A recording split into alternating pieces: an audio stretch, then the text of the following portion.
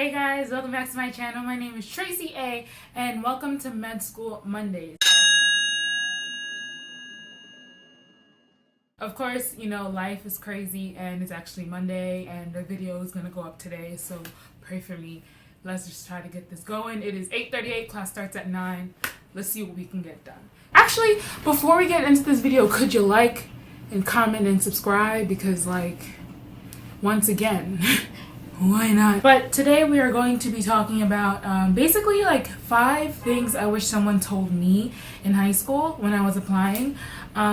Yeah, because I feel like for me, mentorship is a really, mentorship is I take it very, very seriously because I feel like I wasn't mentored, nor was I given not given opportunities, but I wasn't given anyone that was gonna kind of say, hey, you should probably do this, or hey, you should probably do this. And right now I mentor a lot of students and I'm getting mentored by a lot of physicians that are in the field right now, because without them I don't know, it's because of people like them that you're able to see what you can do in this world. So basically I would hope that this channel for you is just, it gives you kind of sort of the guidelines as to what you should or should not be doing. Not that I'm saying this is the right way, but these are ways that I wish that I either changed or I went through, and I would hope to share it and pass on to you. So number 1, actually study for your SATs and your ACTs. I know it's different, it's hard. Yeah,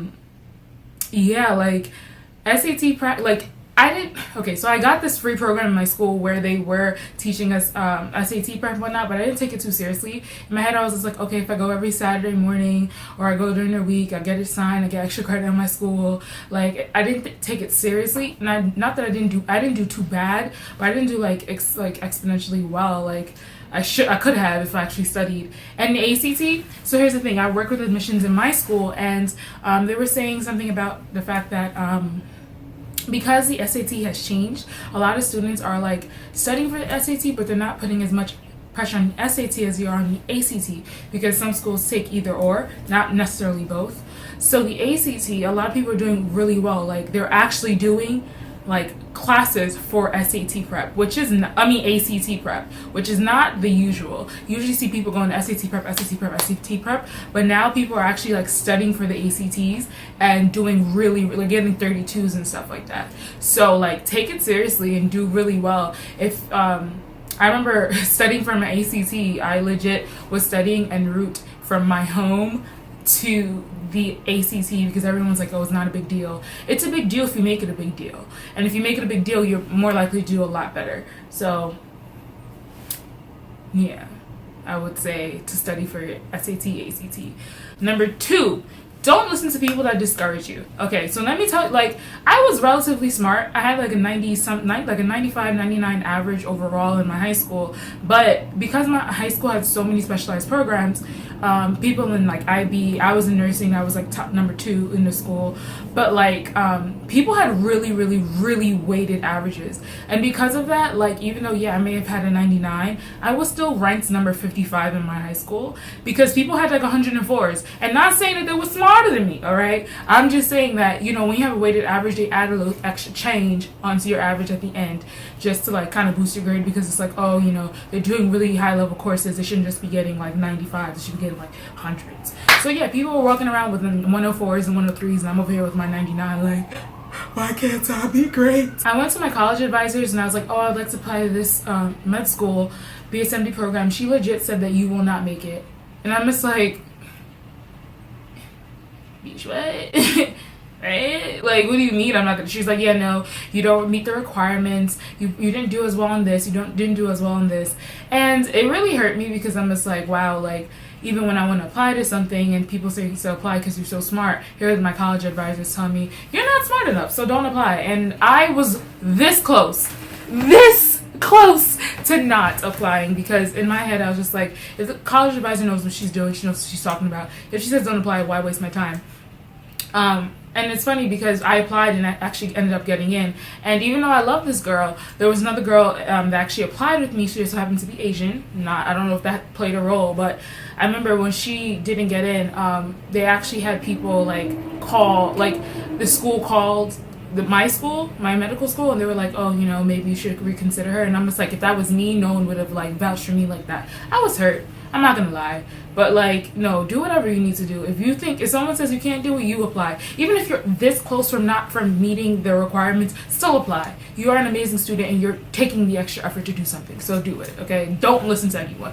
Unless you really off that mark, then reconsider. But yeah. Okay, number 3. Let's say you did apply to these schools. You applied and now you're waiting on a decision. I would say follow up on those schools. Like, no funny shit. Like, I feel like, excuse my language, but like me following up and calling these schools and putting basically a person or like a human being behind these paper applications, I feel like it helped me, because I remember like I told you I didn't study too well for my SATs. I was like 20 points off from making the cut into many of these specialized programs. And I remember calling them up and they're like, oh my gosh, you're a perfect candidate, but you're like 20 points off. I kept getting that. And and instead of them just putting me like in the denied or the waitlist pile, they're actually like, but you're a great student. Your resume is amazing. You've done so much. And just talking to admissions counselors, the admissions reps of these colleges, they legit like accepted me on that. Like, not saying that I wasn't a great student, but my SAT was legit 20 points off, and that could have changed my entire life. So I would say follow up with those colleges. In doing so, it legit puts a person behind the paper application. Because I say this all the time to people that are getting admitted to my school. Everybody looks the same on paper, but it's usually like your character and your essays that like differentiate you guys. Yeah, make sure you follow up. Okay, so number 4, I would say to visit the colleges that you're thinking about applying to. I applied to 28 BSMD programs. Yeah, hip hip hooray, whatever, yay. However, because I applied to 28, I didn't think I had to go to all of them, and I never actually saw the kind of campus that it was. The only school that I actually went to or visited was the school that I'm in now, and I fell in love with it because it was culturally diverse. A lot of other schools that I applied to, BSMDs, legit had a 5% minority, student population. And for me, that's not enough, okay? And that's including the basketball players and the football players and the sports teams. You know what I'm saying? Like, so finding another person in that same, like me, and those places were dumb cold. I don't like the cold. I mean, I like, according to my fur, I enjoy like, a lot of like layers, but I don't like being cold. It's like just not fun. So make sure you go to the campus. Make sure you can see yourself on that campus. I really wanted to go to Drexel. I did a virtual tour of Drexel. I just wanted to go there so I could go Drexel. And I know Temple has amazing apartments with like ocean, with like pool views and stuff like that. So like, really go to the campuses, because they actually like determine like how you will feel when you're on the campus. Like, there's no reason to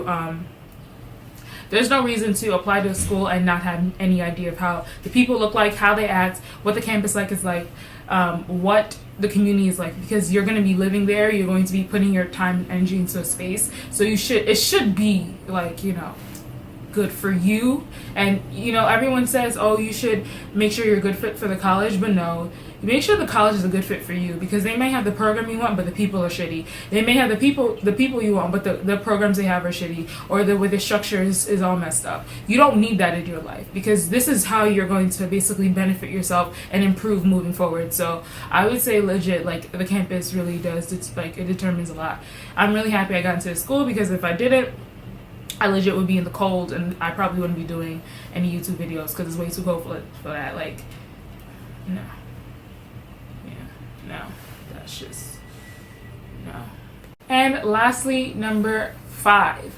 I would say that one big thing I would wish someone would have told me was that there is life after college. After high school, okay? Like, high school isn't everything. I know everyone says high school's not everything. You'll regret it later. No, but you actually will. Like, I remember being caught up in so much nonsense, trying to be part of the in crowd, trying to be friends with mad people, trying to be popular, and I ended up like crashing and burning. Half the people in high school I don't speak to anymore. I like this stuff on Instagram, but that's about it. And in all honesty, I felt like I was really caught up in a lifestyle that I didn't really need to be caught up in. I need to be thinking about my future. I was so caught up in the high school lifestyle that I legit did not think about everything that came after it, which was like, okay, how am I applying to college? How am I doing this? If I applied at an earlier time, or if I put more passion into it like earlier in my junior year and not legit senior year, okay, gotta get into college, maybe my where I am now would be different. If you had anything that you can tell your high school self,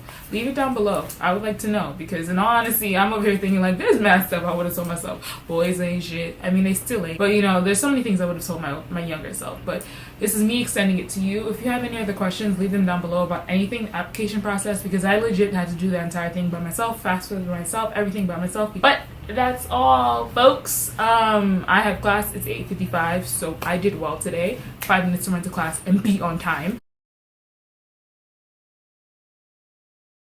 Yeah, thank you guys for watching. I hope you guys enjoyed this video. Please like, comment, and subscribe. Leave some comments down below about, like, as I said before, anything you would tell your younger self. Also, I'll leave the link to all my Med School Monday videos down below. Thank you so much for the support and the kind words.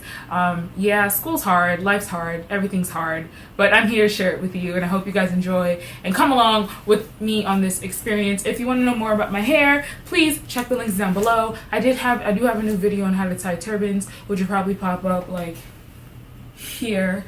But yeah, yeah, so I hope you guys enjoy. Peace, love, and harmony, and everything in between. Bye, guys. I know you're looking at the title of this and you're just like, how in the world were you able to get your bachelor's in less than 3 years? Bruh, I don't know how I did it, but it was done.